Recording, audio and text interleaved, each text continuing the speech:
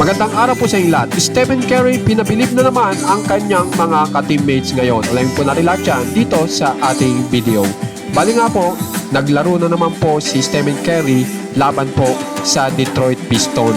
At ngayon po ay nakapagpakita po siya ng unbelievable shot kung saan ay sinasabi nga po ng madlang people na mala magician po ang ginawa ni Stephen Curry. At sinasabi nga po dito sa balita ay ito po, ang salo, ang footwork, ang spin sa backboard, lahat sa isang galaw.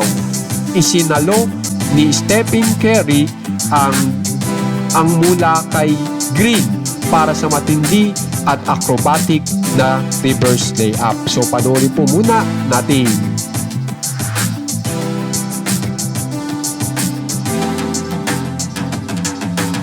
So kapansin-pansin po na ang mga ka-teammates po ni Stephen Curry ay talagang napatayo ng mag-reverse layup si Stephen Curry na parang basic lamang, pero kung makikita nyo, napakahirap po ng ginawa ni Stephen Curry na nasabihan nga po na mala magician po ang ginawang shot ni Stephen Curry.